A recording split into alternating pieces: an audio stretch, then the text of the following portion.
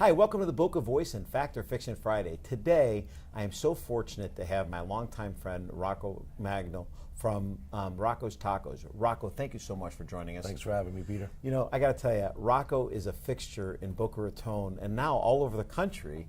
You've just been exploding all over with these franchises, and it's not really a franchise, right. But you know, I mean, your restaurants are just exploding, and I just can't be excited for you enough. Thank you. Yeah, we're doing pretty good. We're not all over the country yet, but we're up in New York. Well, you're in New York, you're in Orlando, all over Florida Right, for all sure, over Florida, and in New York. And now we're blanketing the west coast of Florida. So tell us a little bit about what got you your start in Rocco's Tacos. So as you know, I worked in West Palm Beach first, but then I worked in Boca. I worked in Meisner Park at a restaurant called Gigi's, and that's where I met you. And we ended up working in a couple of different local restaurants here in New York Prime. And then I left, go to the nightclub business, I ended up coming back, and I worked at a restaurant called Moquila. And there I learned about Mexican cuisine and a couple of turns and twists. I ended up traveling around the country, went to 64 different Mexican restaurants, and I did research and copy, and I came back to Clematis, and I ended up buying the restaurant that I was a busboy in when I first moved here in 1997. And I opened Rocco's Tacos on December 15th of 2007, and the rest is history. That is unbelievable. Yeah, it's great. Now, you've had, other things that have gone on during that time, some trials and tribulations. Yeah, I have. I was married, divorced. I have a little girl. Who's the love of your life. Yeah, love of my life. You can't watch Facebook and not see that. Yes. That is definitely, look at you just bloom right now I've talking about I've got a little girl named Charlie. She's 4 years old. And I struggled with addiction, and I conquered that. And then in my sobriety, I learned in August of last year that I got diagnosed with affirmative diagnosis of multiple sclerosis. Let's talk a little bit about that. So August of last year, I was laying in bed, and the left side of my body got paralyzed from 2 o'clock in the morning till about 5:45. I'd woken up, and I had suggestions in 2009. I had severe head trauma that I had MS, but all tests led to say there's no symptoms. We just think that you have lesions. And then there was a confirmation. I had an MRI. The MRI showed an enhancing lesion, and I do have relapsing remitting multiple sclerosis. I went to the Cleveland Clinic down here. I got a diagnosis, and then doing what obviously somebody does.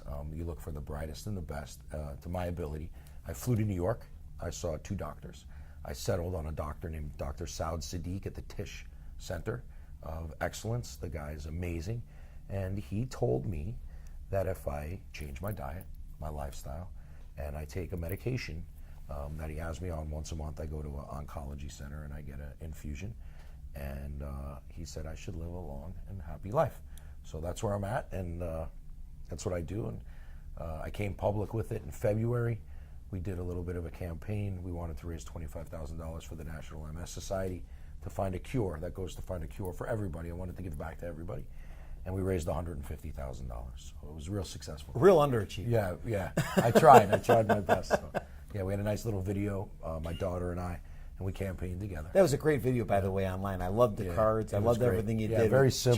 Charlie, that was just great. Right, it was fun. So we did that, and I'm doing October 22nd. There's a 100-mile bike ride in New York around the boroughs. So I'm going to probably do 50 miles. I've got a team of guys here that supported me, and we're gonna ride for Rocco now. It was Team Rocco, was Run with Rocco. Now we're gonna ride with Rocco. It's an MS thing, and we're gonna use my Brooklyn location. Nice. Now your sister Janine, who lives in New York, yes. I'm assuming is going to be a big part of that in New York. She is. My sister does live in New York, and she's been super supportive of the whole thing. That's great. And those of you who don't know, Lorianne is who's been a longtime friend of Janine in New York, who's kind of really kept Rocco and I close over the years. And I got to tell you, the two of them have kept me informed with what's been going on with Rocco and his fight against MS. This is a big fight throughout the country, and I don't think a lot of effort has been put towards, or a lot of energy has been put towards this fight in MS, and I think we need to get the word out, and I think it'd be good if we put a lot of resources, and we're going to put some links into this video for people to look at and see how we can bring support and knowledge to the general public on how you can get involved in the fight against MS. Rocco's done a great job of bringing awareness, but again, every day there are people that fight MS. It's very important that we find a cure for this disease. People fight, and it's the silent killer of a lot of people. They struggle with the disease every day, and as you can see, as they're walking through their life, that you can't tell necessarily that they're battling this disease, because you walk them through and you can see Rocco walking through, and you necessarily don't realize they're battling this disease. And when you realize that they are having this fight, you want to help them, but you don't know how. So please take a look at some of these resources that we're going to provide you in links, and let's get involved with this particular event and help Rocco and others like him and get involved. Rocco, what else can you tell us, and how else can we get involved? So we have a website set up. It's called jointeamrocco.com. It's open throughout the whole year, and you can make a donation on that website. Now, people need to understand the money doesn't go to me. The money goes towards the National MS Society, which goes to find a cure globally. And what we're doing in the restaurants is we've raised $250,000 for breast cancer awareness. We've given it to local women, Susan Komen, and throughout Florida. We've done that in October. We're still going to donate, but we're not going to push that campaign as hard as the one we're doing in February. So we'll have a drink on the menu called the Miracle Margarita, which is going to give 100% of the proceeds to the National MS Society. And then we're going to, in February, the whole month is going to be for MS, and we give a portion of our proceeds from the restaurant to the National MS Society. And then obviously this will be my second year doing the walk in West Palm Beach. And Nice. You can just look at my Facebook page, and I'm sure my daughter will tell you when it is and how it's going to go. So tell me some of the things that Charlie's done to get you involved. So Charlie, when I had my daughter, and good, that I don't drink anymore and I spend a lot of time with her, she's taught me how to pay it forward. And some of the things that I didn't have as a child, and role models, and learning how to give back to what gives you. And when I say that is, people come into my restaurants and they eat food and they give to me to give a better life to my daughter, and I let her know how important it is for us to give back to those people in any way we can, whether it be monetarily or physically or mentally or just, showing up somewhere. And that's what I try to do. So we got a good thing going. We're a good team. That's great. Yeah. So Rocco, what are anything else that you can give any insight to somebody that's starting out in their kind of new career? Because you had such a great career. I mean, you started out just as a young man in Boca Raton and Gigi's, and look at the career you've taken this, and you're such a success story.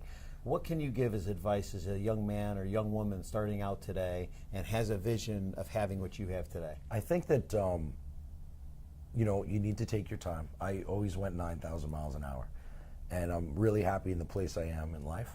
I started late. I didn't become successful till I was 35.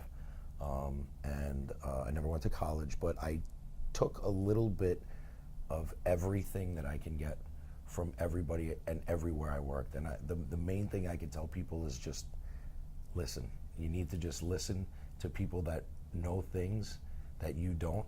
And one of the things that I've done now in my business is I've learned to hire people that are greater than I am, that know more than I do, because I don't know everything.